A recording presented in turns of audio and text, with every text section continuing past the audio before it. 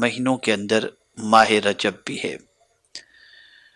یہ اسلامی سال کے 7ویں مہینے کا نام ہے، اور رسول گرامی وقار صلی اللہ تعالی علیہ وسلم نے ماہ رجب کے حوالے سے فرمایا کہ رجب اللہ کا مہینہ ہے، شعبان میرا مہینہ ہے، اور رمضان میرے امتیوں کا مہینہ ہے۔ آقا کریم صلی اللہ تعالی علیہ وسلم ماہ رجب کا چاند دیکھ کر دعا کرتے، اللہم بارک لنا فی رجب و شعبان وبلغنا رمضان۔ میرے پیارے آقا صلی اللہ علیہ وسلم کے پیارے دیوانوں، ہمیں بھی چاہیے کہ نبی آخر الزمان صلی اللہ علیہ وسلم کی سنت سمجھ کر اس دعا کو ماہ رجب کا چاند دیکھ کر ضرور پڑھ لیا کریں۔ اب آئیے ماہ رجب سے متعلق کچھ ضروری باتیں عرض کروں۔ آقا کریم صلی اللہ علیہ وسلم نے جب رجب کے حوالے سے فرمایا کہ یہ اللہ کا مہینہ ہے، تو آقا کریم صلی اللہ علیہ وسلم سے عرض کیا گیا رجب کے اللہ کے مہینہ ہونے سے کیا مراد ہے؟ تو آقا کریم صلی اللہ علیہ وسلم نے فرمایا اس لیے کہ یہ مہینہ مغفرت کے ساتھ خاص ہے، اس میں لوگوں کی جانوں کی حفاظت کی جاتی ہے۔ اسی مہینے میں اللہ تعالیٰ نے انبیاء کرام علیہ السلام کو اپنے قرب کی دولت سے نوازا، اور اسی مہینے میں اللہ تعالیٰ نے اپنے مخصوص بندوں کو ان کے دشمنوں سے نجات عطا فرمائی۔ آقا کریم صلی اللہ تعالی علیہ وسلم ماہ رجب کی فضیلت سے متعلق ارشاد فرماتے ہیں، رجب کی فضیلت باقی مہینوں پر ایسی ہے جیسے محمد مصطفیٰ صلی اللہ علیہ وسلم کی باقی انبیاء کرام علیہ السلام پر ہے۔ بے شک رجب عظمت والا مہینہ ہے، اس میں نیکیوں کا ثواب دگنا کر دیا جاتا ہے۔ جو شخص رجب کے ایک دن کا روزہ رکھے گا، اللہ تعالیٰ اسے سال بھر کے روزے رکھنے کا ثواب عطا فرمائے گا۔ میرے پیارے آقا صلی اللہ تعالی علیہ وسلم کے پیارے دیوانوں، اس ماہ مبارک کا نام رجب کیوں رکھا گیا؟ اس کی وجہ تسمیہ کیا ہے؟ تو آپ سنیں، رجب ترجیب سے ماخوذ ہے، جس کے معنی ہے تعظیم کرنا۔ اہل عرب اس مہینے کو اللہ کا مہینہ جانتے تھے اور اس کی تعظیم کرتے تھے، اس لیے اس کا نام رجب رکھا گیا۔ ماہ رجب کے کچھ اہم واقعات ہیں۔ اسی مہینے کی پہلی تاریخ کو حضرت نوح علیہ السلام کشتی پر سوار ہوئے تھے اور کشتی کا آغاز ہوا تھا۔ اسی مہینے میں ہمیں سب سے بڑا تحفہ نماز کی شکل کا، یعنی پنجگانہ نماز کا تحفہ اللہ نے ہمیں ماہ رجب کے مہینے میں عطا فرمایا۔ اسی مہینے میں زکوٰۃ فرض ہوئی، اسی مہینے میں غزوہ تبوک ہوا، اسی ماہ کی 27ویں تاریخ کو آقا کریم رؤوف الرحیم علیہ السلام کو سفر معراج سے مشرف کیا گیا۔ اب آئیے سماعت فرمائیں ماہ رجب کے روزے کی فضیلت کے بارے میں۔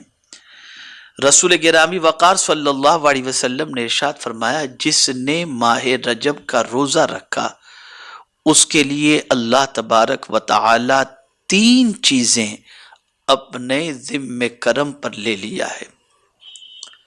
اس کے گزشتہ سارے گناہوں کی معافی، بقیہ عمر میں اس کی گناہوں سے حفاظت، اور قیامت کے دن پیاس سے امان۔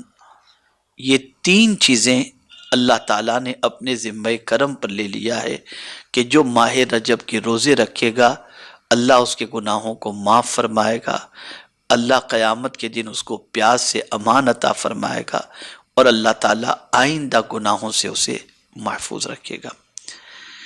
ایک ضعیف العمر شخص کھڑے ہوئے اور عرض کی، یا رسول اللہ صلی اللہ تعالی علیہ وسلم، میں پورے مہینے کا روزہ نہیں رکھ سکتا ہوں۔ رسول گرامی وقار صلی اللہ علیہ وسلم نے فرمایا، رجب کی پہلی تاریخ کا روزہ رکھو، اس لیے کہ اس میں نیکیاں 10 گنا ہو جاتی ہیں، اور 15ویں تاریخ کا اور آخری دن کا روزہ رکھو، تم کو پورے مہینے روزے رکھنے والے کے برابر ثواب عطا کیا جائے گا۔ ایک مقام پر رسول گرامی وقار صلی اللہ علیہ وسلم نے ارشاد فرمایا کہ ماہ رجب کے پہلے جمعہ کی شب اس سے غافل مت ہونا، وہ ایسی رات ہے جسے ملائکہ رغائب یعنی بڑی رغبت والی رات کہتے ہیں۔ اللہ اکبر۔ اس رات جب رات کا 1/3 حصہ گزر جاتا ہے تو زمین و آسمان کے فرشتے کعبے اور اس کے ارد گرد جمع ہو جاتے ہیں۔ اللہ تبارک و تعالی ان سے ارشاد فرماتا ہے، اے فرشتوں مانگو، جو کچھ تم مجھ سے مانگنا چاہو مانگ لو۔ فرشتے کہتے ہیں، اے اللہ ہماری بس یہی خواہش ہے کہ تم ماہ رجب کے روزے رکھنے والوں کی مغفرت فرما دے۔ اللہ تعالیٰ فرماتا ہے، میں نے انہیں معاف کر دیا۔ میرے پیارے آقا صلی اللہ تعالی علیہ وسلم کے پیارے دیوانوں، حضرت انس بن مالک رضی اللہ تعالیٰ عنہ سے مروی ہے کہ رسول گرامی وقار صلی اللہ علیہ وسلم نے ارشاد فرمایا، جنت میں ایک نہر ہے جس کا نام رجب ہے، جو کوئی ماہ رجب کے 1 دن کا بھی روزہ رکھے اللہ تبارک و تعالی اسے اس نہر کے پانی سے سیراب فرمائے گا۔ میرے پیارے آقا صلی اللہ تعالی علیہ وسلم کے پیارے دیوانوں، حضرت سعید شامی رضی اللہ تعالی عنہ سے مروی ہے کہ رسول گرامی وقار صلی اللہ علیہ وسلم نے فرمایا، جس نے رجب کے مہینے میں 1 روزہ رکھا اس کا وہ روزہ ثواب میں 1 مہینے کے روزے کے برابر ہوگا۔ جس نے رجب کے 7 دنوں کے روزے رکھے اللہ تعالیٰ اس کے لیے جہنم کے 7 دروازے بند کر دے گا۔ جو رجب کے 8 دنوں کے روزے رکھے گا اس کے لیے جنت کے 8 دروازے کھول دیے جائیں گے۔ جو رجب کے 10 دنوں کے روزے رکھے گا اسے آسمان سے ایک منادی آواز دے گا کہ اللہ تعالیٰ نے تجھے بخش دیا ہے، اب تو نئے سرے سے عمل کر، اور جو زیادہ کرے گا اس کے لیے اجر و ثواب میں اضافہ فرمائے گا۔ اب ایک آخری حدیث ماہ رجب سے متعلق سماعت فرمانے۔ حضرت ابو ہریرہ رضی اللہ تعالیٰ عنہ سے مروی ہے، آپ کہتے ہیں کہ جو کوئی 27ویں رجب کو روزہ رکھے گا اللہ تبارک و تعالی اس کے لیے 60 مہینوں کے روزوں کا ثواب لکھے گا۔ یہی وہ دن ہے جس میں حضرت جبریل امین علیہ الصلاۃ والتسلیم حضور صلی اللہ علیہ وسلم کے پاس اللہ کا پیغام لے کر حاضر آئے تھے۔ میرے پیارے آقا صلی اللہ تعالی علیہ وسلم کے پیارے دیوانوں، یہ سارے کام نفل ہیں، اللہ توفیق دے ضرور کریں کہ ان کی وجہ سے اللہ تعالیٰ گناہوں کو بھی معاف فرمائے گا، برکتیں بھی عطا فرمائے گا، نیکیوں میں اضافہ بھی فرمائے گا، قیامت کے پیاس کے دن سے امان بھی عطا فرمائے گا۔ غفلت میں زندگی گزارنے سے بہتر ہے اطاعت میں زندگی گزاری جائے۔ اور میرے پیارے آقا صلی اللہ تعالی علیہ وسلم کے پیارے دیوانوں، ماہ رجب میں اللہ کی بارگاہ میں خوب توبہ و استغفار کرو، خوب مغفرت مانگو کہ رسول گرامی وقار صلی اللہ تعالی علیہ وسلم نے اس ماہ مبارک میں مغفرت کے حوالے سے رب قدیر جل جلالہ کی جانب سے مزدع جاں فضا کے حوالے سے فرمایا۔ اس لیے اللہ سے توبہ استغفار بھی کریں، مغفرت کی بھیک بھی مانگیں۔ اور اس مہینے کا نام رجب تعظیم کی وجہ سے رکھا گیا، تو اس مہینے کی تعظیم بئی طور کریں کہ قرآن کہتا ہے فَلَا تَظْلِمُوا فِيهِنَّ أَنفُسَكُمْ، اپنی جانوں پر ان حرمت والے مہینوں میں ظلم نہ کرو، یعنی گناہ نہ کرو۔ جان پر ظلم کرنا، اس سے مراد یہی ہے کہ گناہ ہم کریں گے اپنے اعضاء سے، گویا ہم اپنے اعضاء سے گناہ کر کے اپنے اعضاء کو جہنم کا حقدار بنا کر اپنے اعضاء پر ہم ظلم کرنے والے بن جائیں گے۔